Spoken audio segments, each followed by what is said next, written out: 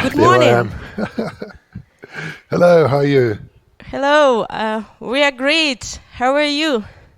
I'm great. This is the third time I'm speaking in the Ukraine, and it's the Wow. second time I'm doing it virtually. So Wow. not the first time. Yeah. Where are you connecting from? I see a I'm beautiful connected from landscape. Crete. I'm actually on the beach right now. I thought I'll, Yeah. quickly just get my camera up and and speak to you. Yeah. Okay. Thank you so much for supporting our event this year. So the mic is yours. Please start your talk. All right, great. Thank you so much. I'm really looking forward to this. So we're going to look at thread safety. Looking at three different parts of thread safety, phaser, StampedLock, and VarHandle. And I've got a Twitter feed which has lots of puzzles in it. And these puzzles hopefully will be interesting to those who are easily amused. And here's a question for you. In Java, which mechanisms of waiting are compatible with fibers in Project Loom? Of course, I tweeted this a while ago, and it's now called virtual threads, but the question remains the same. Which of these ways of waiting is compatible with Project Loom? You can either use wait, right, synchronized wait, or thread sleep, or thread.onSpin wait, which got the most votes, and an infinite loop, right? And I was doing a course for a company once, and they told me, Java's really slow. And whenever they're doing exercises, they kept on doing these spin loops, like the last one, the for infinite loop. And I said, well, Java's going to be slow if you're going to have spin loops running all over the time. And you can see now that democratic choice on technical questions is not always the best option, because the one that got least votes is actually the correct one, thread.sleep. Otherwise, they don't actually work together with Project Loom. So if you're interested, join me on my Twitter feed. I think you might find some fun bits there. So the first class we're going to look at is the phaser. Now, the phaser is an interesting class. It is a class which is it's a little bit tricky to understand, but it's easy to use.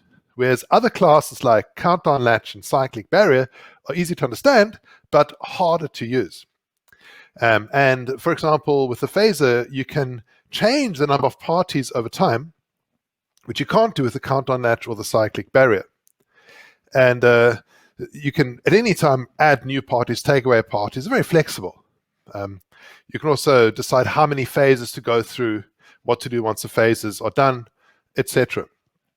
What's also really interesting about the phaser is that it, from the beginning, was a managed blocker. Now that means when it's a managed blocker, it's compatible with the fork join pull. So you can pause, and if you don't have enough threads left inside inside a fork join pull, it will actually construct new threads to keep the parallelism high. So this is a really nice little class. And I'm going to do a little demo. Let me sit down for that. It's easier to type sitting down. I've never managed to do what Venkat does, which is stand up and type. I can do it on my walking desk, but not like this. Not whilst I'm giving a talk here. So I'm going to do a demo, and the sources are available inside my GitHub repository. Look for the branch talks 2011-07 Devoxx Ukraine, and you'll get it all there. And so what I've done here is I've got a task, and the task measures how long it takes before the task actually starts. So I've got a joiner run, and the joiner is a way that we will coordinate for all the threads to start at the same time, and then I've got a task run that just does the task, which is going to be an empty task. And what we're interested in here is how close together do the threads actually start their task. So I've got a start time here, which is my system nano time, and so I'm just measuring what the time is when we all start, and then I compare how does the time compare across all the threads. And so this code is all available on my GitHub repository. If interested, fork it, have a look at it, and play around with it. And so the code joiner has a method run waiter and run signaler. So, for example, if I have a wait notify code joiner, I would do something like this. This is now the old wait notify code. Nothing really new about that. We're going to make a private final object monitor, for example, equals new object. And then we're going to have a private, let's have a Boolean as well, ready equals false. And then inside here, we'll say synchronized monitor, and we'll say while not ready, monitor dot wait. So this is currently not compatible with Project Loom, but hopefully in the future it will be.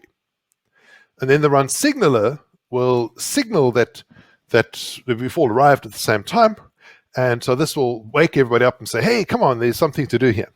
And so this will be here we will do the following. We'll say, again, synchronized monitor, and we'll say monitor, we'll first say ready equals true, and then monitor dot notify all. It wakes everybody up, and they say, oh, we're ready. Great, let's get out of here.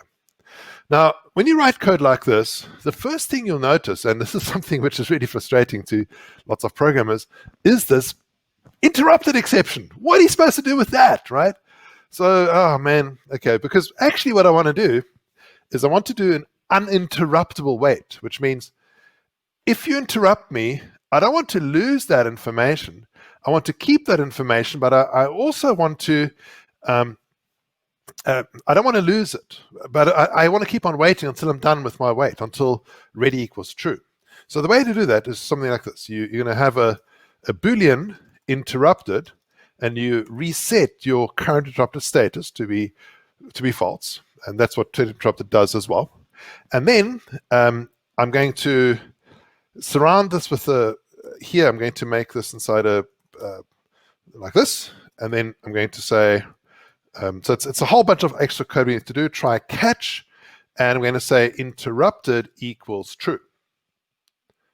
And then once I'm finished with my wait, I'm going to say if I was interrupted, then I'm going to say thread.current thread.interrupt. We call this a self-interrupt. It's like sometimes when I speak, my thoughts interrupt me, you know. So that's what this does, self-interrupt. And you can see it's a fair bit of code to do this. Now, and what this will do is it will try and coordinate so that if I've got a bunch of threads, that they all start at roughly the same time. So all they say is run waiter, and then we say run signaler, say, hey, everybody, wake up. We are now starting our fun. And that's going to be inside our task tester. We're going to run this, and we're going to have 20,000 times do a test for a bit to see how this works and how close together these all start. So another one you could do is to do no waiting at all. To say, well, we're just going to randomly start. So there's no waiting, there's no coordination between the threads, and we would imagine that this would be pretty bad in terms of getting things to start at the same time. And I'll just do those two first, and then we'll do the other ones in a moment. So I'm going to comment out the ones which I don't want. So I'm just going to have none and just these two for now. So we'll say /star and // and we'll run that, and you'll see that sort of what results we get for the none cojoiner and for the wait notify cojoiner. Now, what the numbers tell you, the maximum is the maximum time between when the first thread started and when the last thread started. So the closer together they are, the better coordinated everything is. That's the max. And you can see here the max doesn't really seem to be that different between, okay, after the first one, you ignore the first demo. So it doesn't seem to be that different between, for example, the none cojoiner and the wait notify cojoiner. But if you look at the total adds up all the differences between all the runs between the start and the end, and in fact, all the other ones. So, and so here you can see a big difference, and actually, the wait notify is worse than doing nothing, right? So if you want to coordinate your start, you synchronize your watches, your wait notify is actually worse than just saying, well, whatever happens, right? So this is how those two work. let's do the volatile. No, in fact, let's do the CountDownLatch cojoiner first. So here I create a CountDownLatch, a private final CountDownLatch latch equals new CountDownLatch. Now I've got the values in the constants, how many I need. So it's going to be constants dot parties. That's how many parties I'm going to have. And that actually I'm using the number of hardware threads divided by 2 minus 2. So it's going to be, on my machine I've got 8 cores, so it's going to be six parties all trying to start at roughly the same time and see how close together we start. And so the run waiter is going to do the following. We're going to say latch.await. Actually, you know what we can do to make it easier? I'm going to just make it a CountDownLatch of 1, just to make it a bit easier. So I'll make CountDownLatch of 1. I'll say run waiter, latch.await, and run signal that says latch.countdown. So I'm just going to have one number I'm waiting for, and the waiter says, okay, we're all waiting for this one signal. So I'll use the parties in a little bit. Now, again, I've got to worry about this exception. So how do I make it to be not in an uninterruptible wait? Well, we can have to do something like this again. We're going to have to say Boolean interrupted equals thread.interrupted. And then while true, we say latch.await. If we get interrupted, we say interrupted equals true, but we keep on waiting. If we ever manage to come out of wait without the exception, we're going to say return. That's how we exit from here. And then after we return, we're going to say, actually, no, they're not return, but break rather. Break.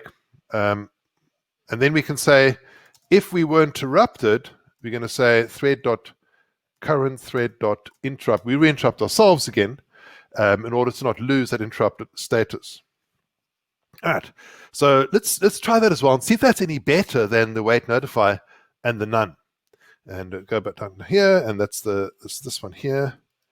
Get rid of that and put that there. So it's a CountDownLatch joiner. Run that as well.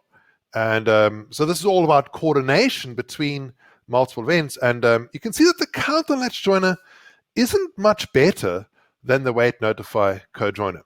There's one thing which it does better than the wait notify, in that it is actually compatible with Project Loom. Sorry.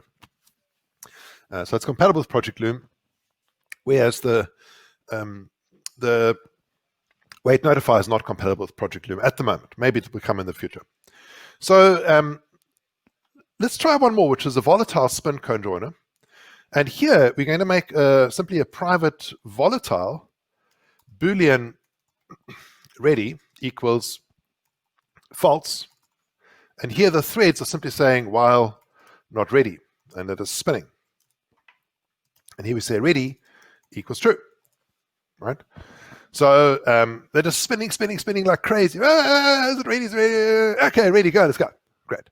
So this is how this one works. And let's try that. Oh, I haven't also added to the test all as well. Let's put that in here. This is, of course, going to munch up my CPUs like crazy.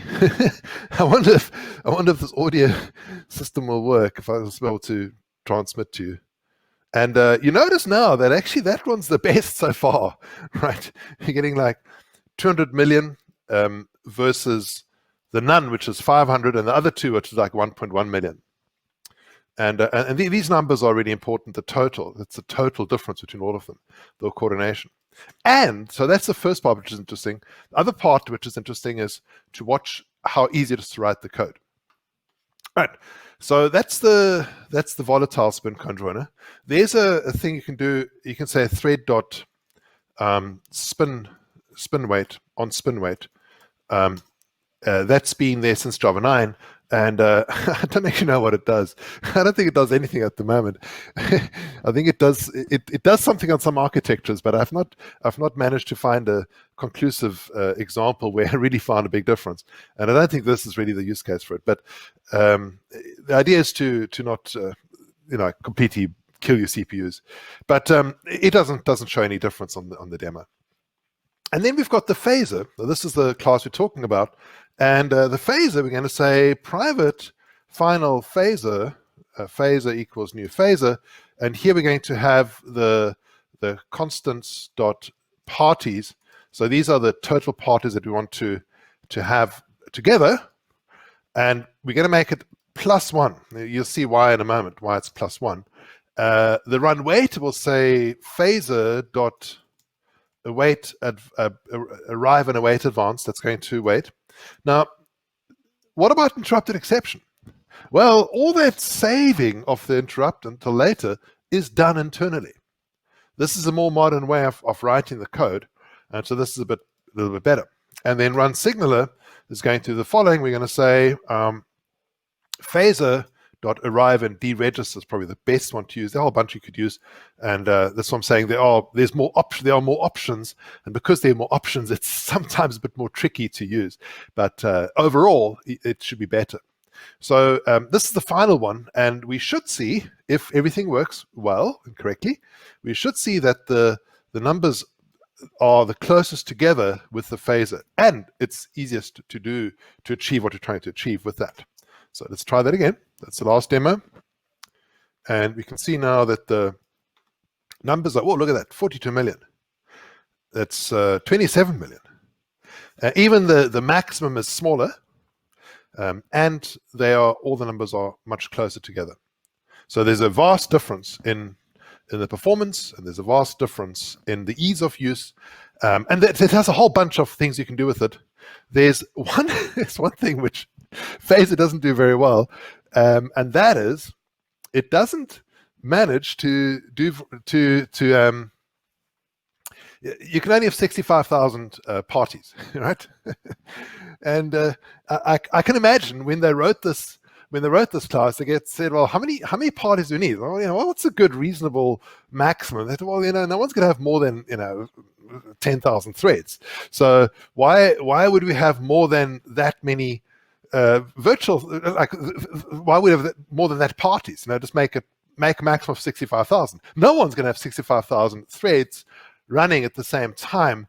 So we should be fine, right?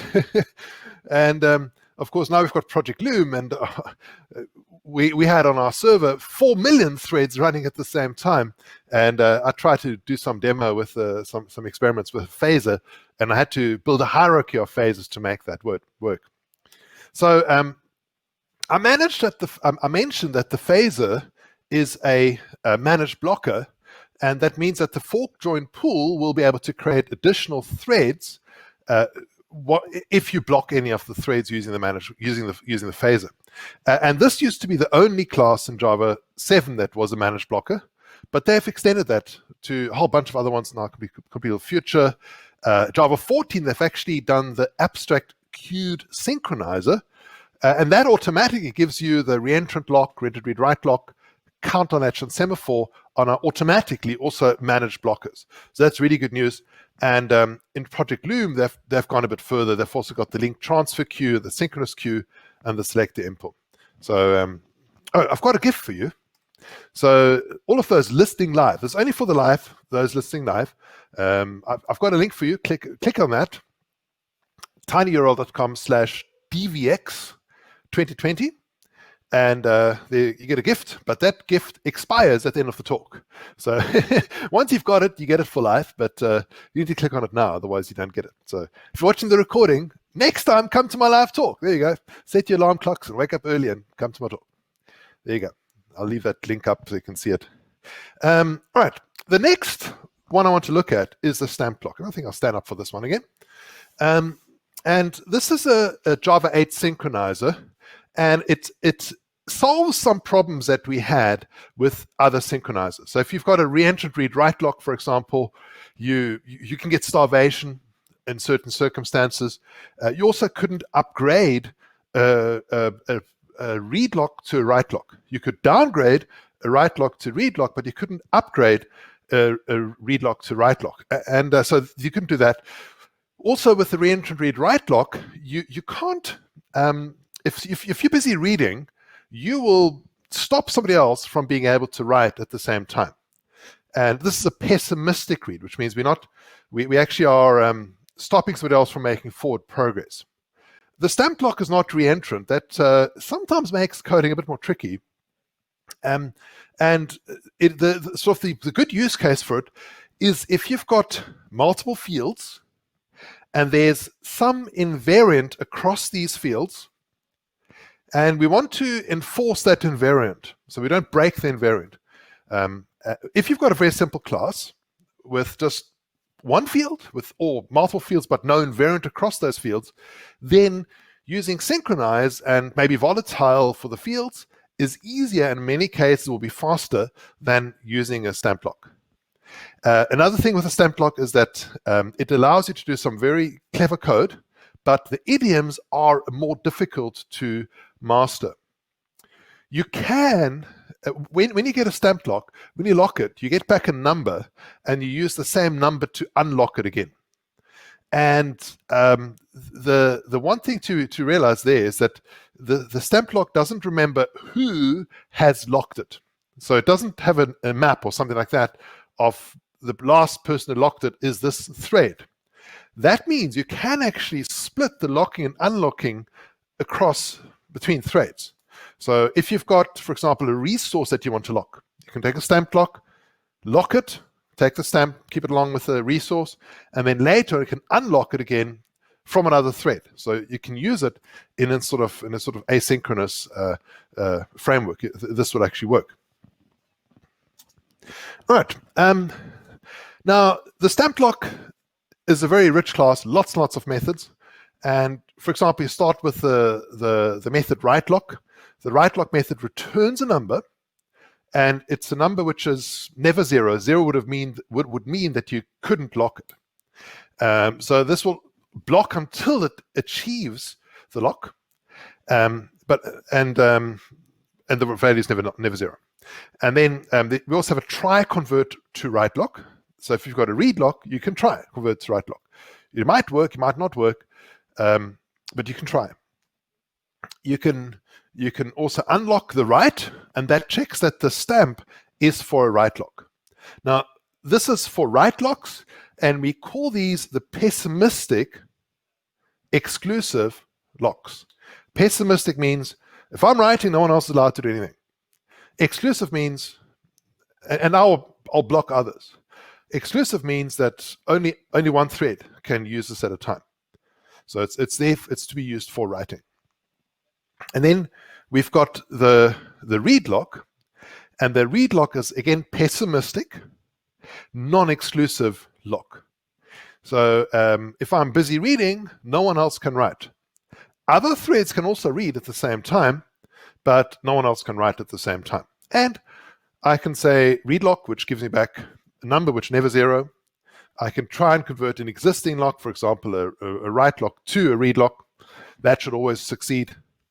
And I can unlock a read, and I can say unlock, which will unlock either read or write, doesn't matter which one it is. So these are sort of the methods you would expect to see, and they're not that different in functionality to a normal read-write lock. And then there's this new one, the optimistic non-exclusive read.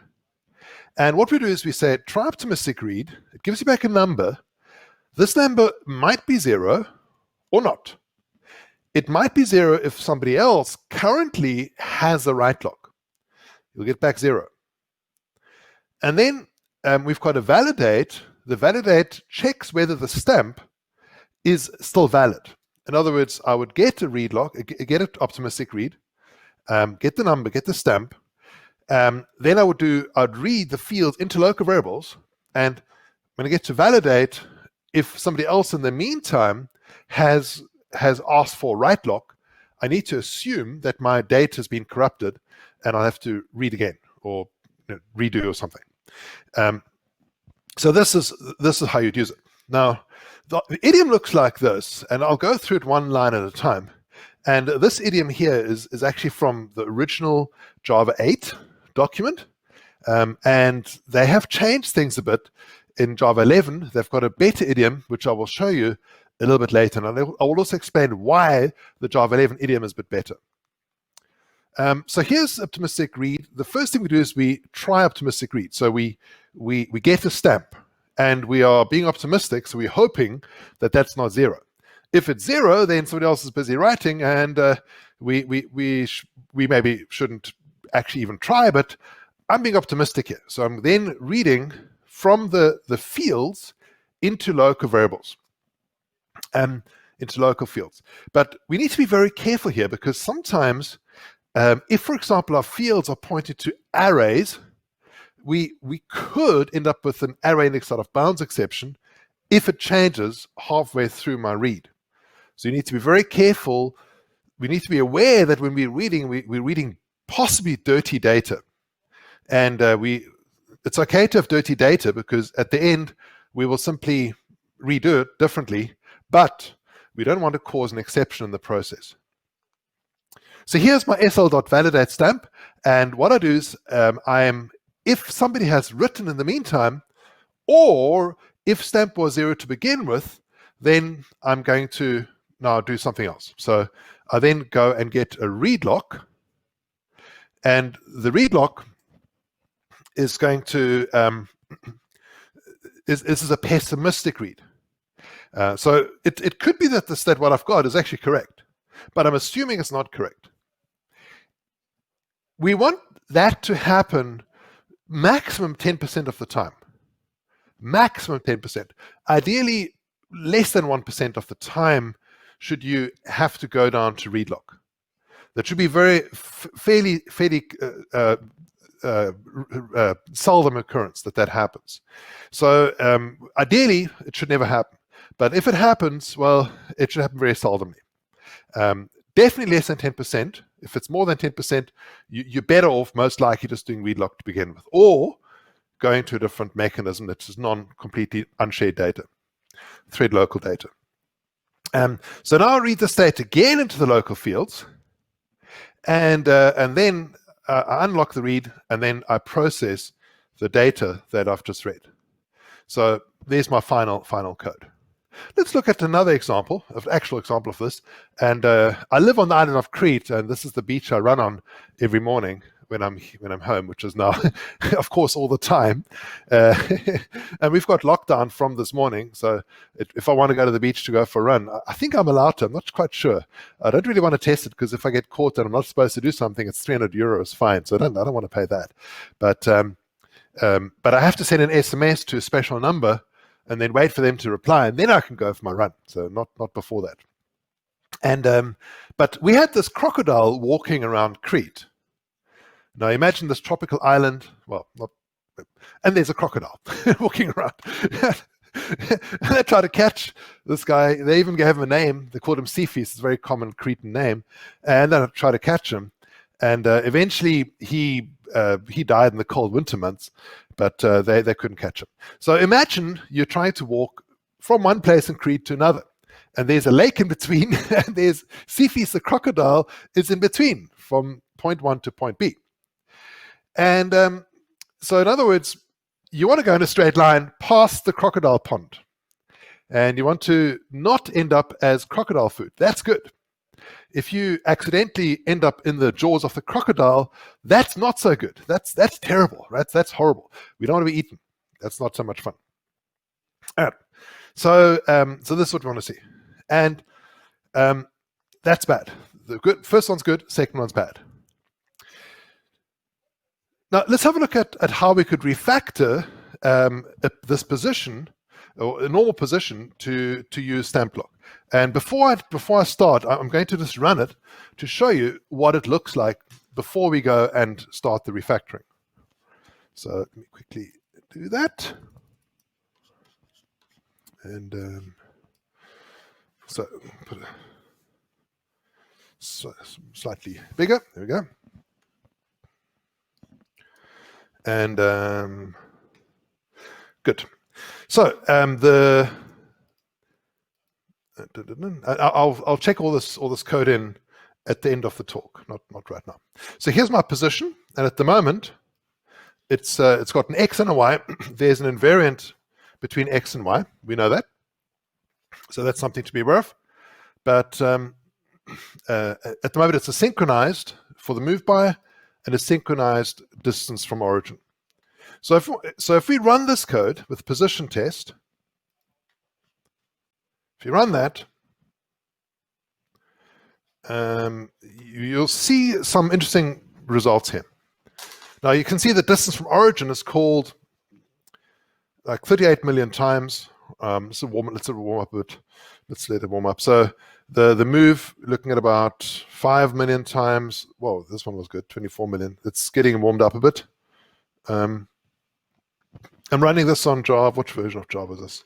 It's Java 11. Let me just change that. I should have used it in Java. I'm going to use the most recent Java version because things have changed a bit. So let's go to Java 16. Let's do Java 16, and I'll just do the SDK default. Let's try that.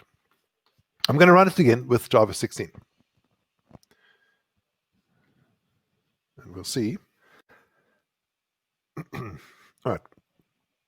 Now, what these numbers mean are the following. The first thing is how many times I called it within 1 second.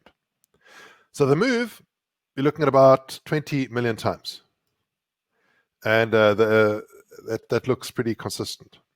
The distance from origin is between 35 and 40 million times in 1 second. Now, what this is over here, this is compute time over elapsed time. That's user time over elapsed time. This is system time over elapsed time. And the system time is what you'll notice in your CPU graph as being the red bits. So that's the red bit. Well, if you set it to be red, I don't know if it's red.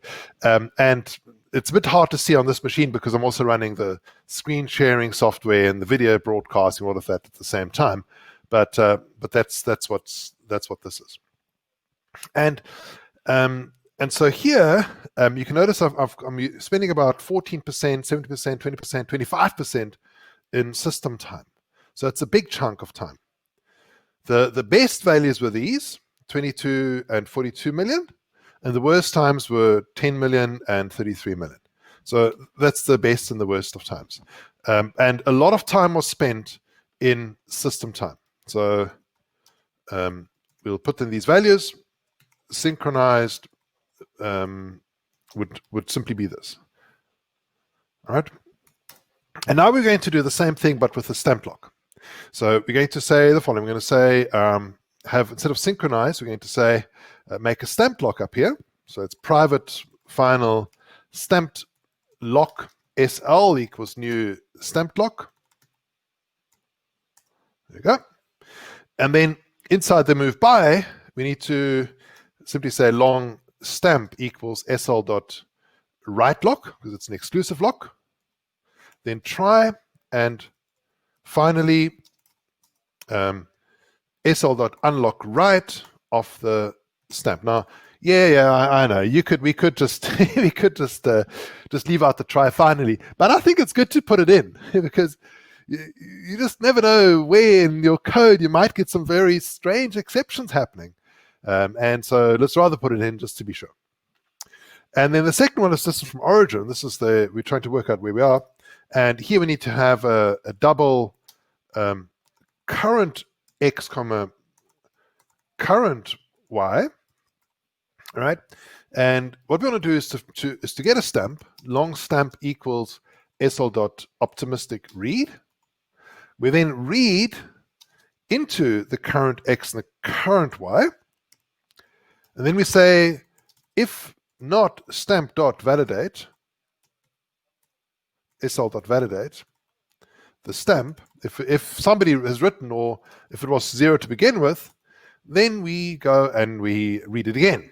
So but now we're going to do it inside a read lock. So I'm going to just copy and paste this code. Oh man, that was stupid.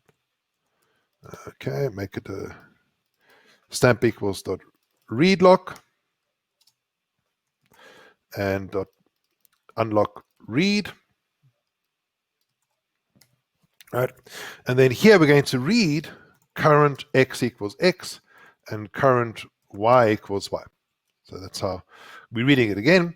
And then when we use a hypotenuse, we're going to say current x comma current y. So this is distance from origin, and I'm always nervous running this code because even without doing anything, you can see how how much my system time is because I'm doing the screen sharing and all the other stuff. And this demo might not work too well. I'm always sort of making excuses before I even start. Let's try it out. But our system time should be quite a bit less on both of them. So you can see that the system time on the move, for example, is down to 3%. Distance from origin is also like 3-4%. So it's gone up by 10%. Well, it's gone down not by 10%, but from like 25% down to like 5%. So that's quite good. That's quite good. And we might also get better performance here. But as I said, it's really difficult to do that type of a demo here whilst I'm busy showing you this. You'll have to try it out yourself. So this is with the StampedLock, and the distance from origin is actually slightly worse here. And what can happen is that you have too many times that we fail the read lock. Now, if we had more time, we would go into this and we would count how many times have we actually failed and how many times, and maybe retry a few times to do the reading. All right, so this is how you could do it.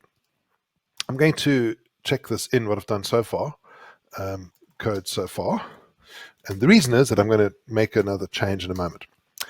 Now, there's something which smells bad about this distance from origin.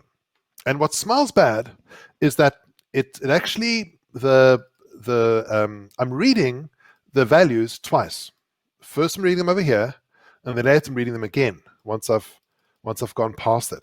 And that's a little bit smelly because you don't want to have the same logic in multiple places. And then something else which smells is that the reading and the actual action has a big disjoint. There's a lot of code in between that. And it's like you're reading it here, using it down here. And it's better to have code that belongs together, to be close together, not all over the place. So in Java 11, there's a new idiom that they put into StampedLock. It looks like this. And instead of writing it like we did before, we try optimistic read, we get the stamp. We then have a labeled break here, retry holding lock. And then we have a for loop, infinite loop, right? But the next step is to say stamp equals sl.readlock. So they're basically three different routes through this code. The first route is you call stamp and it's equal to 0, all right? So somebody else is busy writing. You go in here, the stamp is 0, so you continue retry lock. So you simply go back to the for loop. You now get the read lock and you continue, right? So then you've got the read lock, you can get the state, validate will always be true because it's a read lock, and then you'll go to the finally, and if stamp lock is read lock stamp will be true, and you simply unlock again. So that's the first route through is that the stamp is 0 to begin with. The second route through is the stamp is not 0 to begin with. Now, it's not 0, the stamp is 0, is not 0, so you read the state into the current state, but in between all this, somebody else is writing. So somebody else has written or has gotten the right lock, so by the time you get to validate, it's no longer it's no longer actually valid, and this is false. So we continue retry lock, we jump back to the for loop, get the read lock, and now try again, same as the previous one.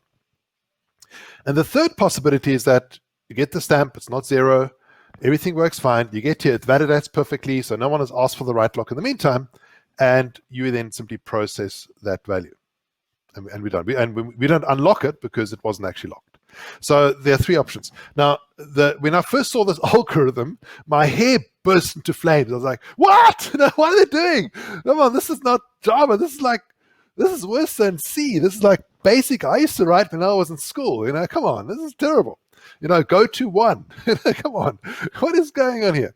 But it's a bit ugly. But there's an interesting thing, and that's you've got the reading of the state in one place, not two places, one place, and it's really close to the process method. So I actually like this. The only thing I would probably change after doing some performance tests is to take away the first if stamp equals 0. And the reason why is that we're being optimistic, right? And the less code you've got in between the try optimistic read and the validate, the less code you've got in between there, the better your chances for winning the race, and therefore you normally have better probabilities and you better performance as well. So that's what I would do differently. Otherwise, I think it's quite cute.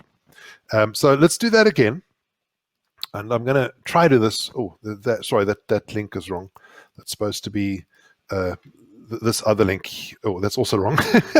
John, we made a mistake. I've got my one friend, and we were looking at this last night, and the links are the branches are the wrong ones. But I think you're smart enough to figure out what the branches are supposed to be. That we're not in Peru, we're in the Ukraine, right? So just remember that. All right. So let's have a look at that, at refactoring that. And we'll see how that works. And here's how we'll do it. I'm going to just copy and paste this. I'll call this Java 8. And now this is the more modern way.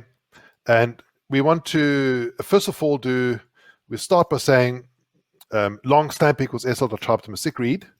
And then try. And finally, if sl dot is read locked, I think there's, how did I do this now? I can't remember. Yeah, that's right. Oh, you can also say StampedLock dot is, I do that way as well. StampedLock dot is read lock stamp, then sl dot unlock read of the stamp. That's sort of the classical approach here. And then I put my retry, what do you call it? Retry holding lock. That's here. And we have our for loop. And what we do is we say stamp equals sl dot read lock. Right?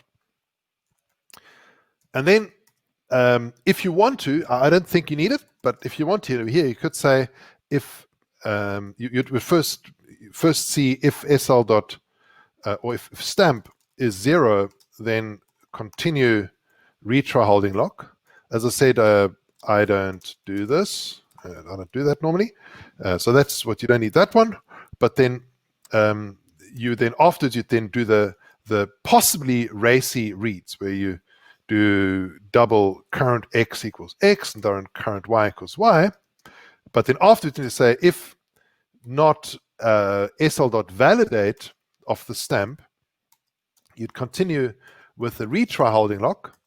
Otherwise, you would say return math.hypotenuse of current x, current y. So this is how you do it. This is the other algorithm that you'd use. And you'll find the performance is going to be very similar to the other one, except that the difference is that the actual structure of the code is a bit better, despite the label, a bit better. And you can, of course, with this structure, it's quite easy to incorporate retries as well into the code. Right. In fact, distance origin seems a bit faster, so that's good. You're getting better performance, but that could just be random. It could just be random because I'm doing all this other stuff in the machine as well. It's not a quiet system. All right, so that's the stamp lock, and I believe I've got a room afterwards. So we can have more discussions about this if you've got questions. Another little structure we've got, which has been around since Java 9, is the VarHandle. And this allows us to do additional clever code using compare and swap and compare and set. And compare and set is really tries to change a field, and if it's able to, it returns true. Whereas compare and exchange is a classical compare and swap, which returns the value that was there. So we could also use that for our position. So let's try that as well. And how do we do? We did not too badly. That wasn't too bad. So this is now the new version. But as I said, I'm not going to give too much credence to this because, well, actually the move by worst is the same, and the distance by origin. Okay, the worst is a bit. No, it's actually The best is better. No, both are better. So distance is a bit better. Seems to be, but that could really just be complete fluke, because there's a bunch of other stuff happening on my machine, so I can't really test any of that. It's just a demo. Let's have a look at how this would work. So this is now our position again. And if I wanted to do it with a VarHandle, I would need to create a VarHandle to be able to change XY. But we can't change XY together because these are two different fields. So I would have to do something like this, where I make an array out of XY equals, and then I would say inside here, I would say XY equals new double array of X comma Y. Right? So that's how I would create it. I'd also make it volatile, and then the move by would have to try and write it, and if it's able to, that's great. Otherwise, I'd have to just try again and try again until it's successful. So we're going to do this. We're going to say double array current comma next, and we always need to create a new array for what's coming next. So that's going to be just a new array of size 2, and then we're going to say do, and we're going to say next, first of all, double array or current equals XY. So read the current value into current, and we're going to say next 0 equals current plus delta X, and what have I done wrong? Current 0 plus delta X, and next 1 equals current 1 plus delta Y. That's how I change the state. And then I'm going to try and write that into the fields. I'm going to do while it's not successful, I keep on trying. So while now I need my VarHandle. So the VarHandle, imagine you had it's a bit like an atomic reference, but it's a bit different. So here we're going to make a private static final VarHandle XY. It's normally the capitals of the field, and you initialize like this. You say XY equals method handles dot lookup dot find VarHandle for class position dot class, and the name is going to be XY, and the type is going to be double array dot class, and that's how we create our VarHandle. But of course, that could throw an exception. So we're going to do a try catch on that. And if any exception occurs, any reflective operation exception, we're going to simply say throw new error E, because we know that that field is inside here. So it can't possibly not work. It has to work, right?